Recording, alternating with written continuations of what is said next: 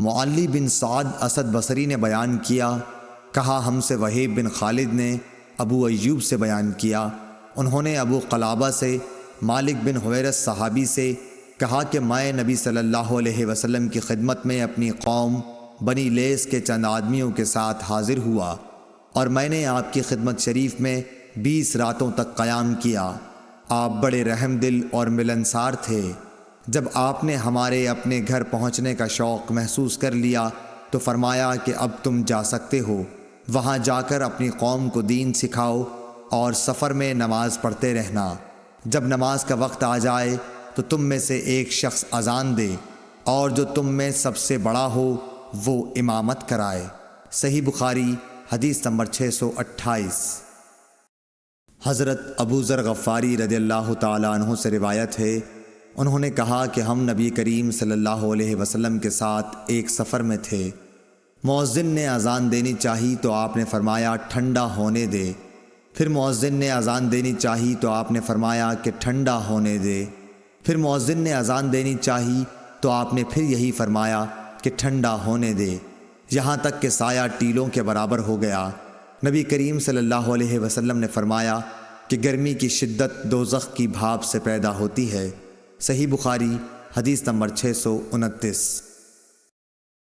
مالک بن Huwayrith نے کہا کہ 2 شخص نبی کریم صلی اللہ علیہ وسلم کی خدمت میں آئے، یہ کسی سفر میں جانے والے تھے۔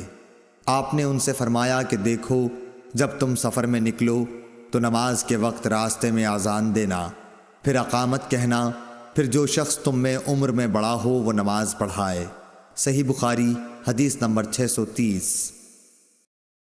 مالک بن حویرث نے بیان کیا کہ ہم نبی کریم صلی اللہ علیہ وسلم کی خدمت اقدس میں حاضر ہوئے، ہم سب ہم عمر اور نوجوان ہی تھے۔ آپ کی خدمت مبارک میں ہمارا 20 دن اور رات قیام رہا۔ آپ بڑے ہی رحم دل اور ملنسار تھے۔ جب آپ نے دیکھا کہ ہمیں اپنے وطن واپس جانے کا شوق ہے تو آپ نے پوچھا کہ تم لوگ اپنے گھر کسے چھوڑ کر آئے ہو؟ ہم نے بتایا۔ پھر آپ نے فرمایا کہ اچھا، اب تم اپنے گھر جاؤ اور ان گھر والوں کے ساتھ رہو اور انہیں بھی دین سکھاؤ اور دین کی باتوں پر عمل کرنے کا حکم کرو۔ مالک نے بہت چیزوں کا ذکر کیا جن کے متعلق ابو ایوب نے کہا کہ ابو قلابہ نے یوں کہا، وہ باتیں مجھ کو یاد ہیں، یا یوں کہا مجھ کو یاد نہیں۔ اور آن حضرت صلی اللہ علیہ وسلم نے فرمایا کہ اسی طرح نماز پڑھنا جیسے تم نے مجھے نماز پڑھتے ہوئے دیکھا ہے، اور جب نماز کا وقت آ جائے تو کوئی ایک اذان دے، اور جو تم میں سب سے بڑا ہو وہ نماز پڑھائے، بشرطے کہ وہ قرآن شریف اور طریقہ نماز و امامت جانتا ہو۔ صحیح بخاری حدیث نمبر 631۔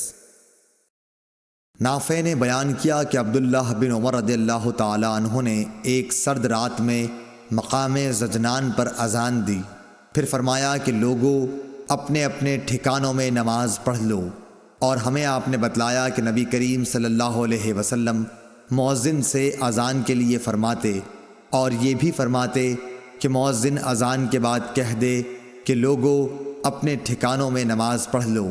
یہ حکم سفر کی حالت میں یا سردی یا برسات کی راتوں میں تھا۔ صحیح بخاری حدیث نمبر 632۔ عون بن ابی جحیفہ سے روایت ہے کہ میں نے رسول کریم صلی اللہ علیہ وسلم کو ابطح میں دیکھا کہ بلال حاضر ہوئے اور آپ کو نماز کی خبر دی۔ پھر بلال برچھی لے کر آگے بڑھے اور اسے آپ کے سامنے بطور سترہ مقام ابطح میں گاڑ دیا، اور آپ نے اس کو سترہ بنا کر نماز پڑھائی۔ صحیح بخاری حدیث نمبر 633۔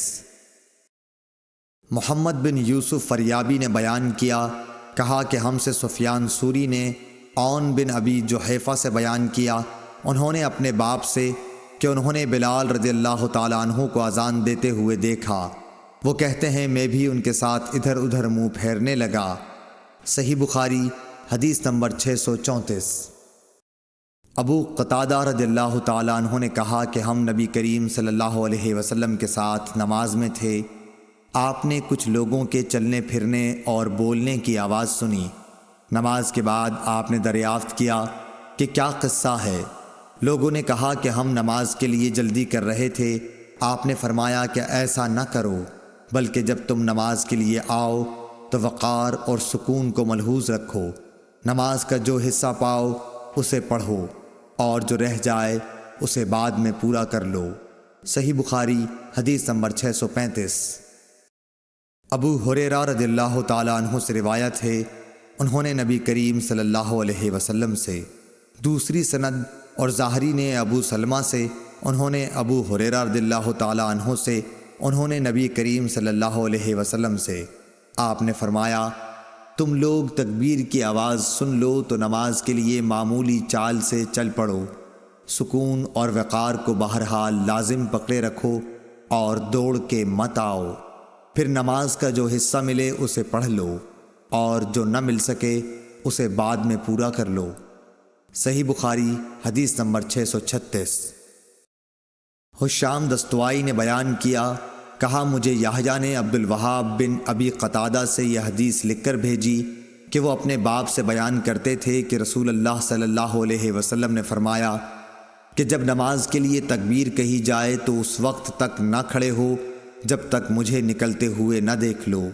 صحیح بخاری حدیث نمبر 637۔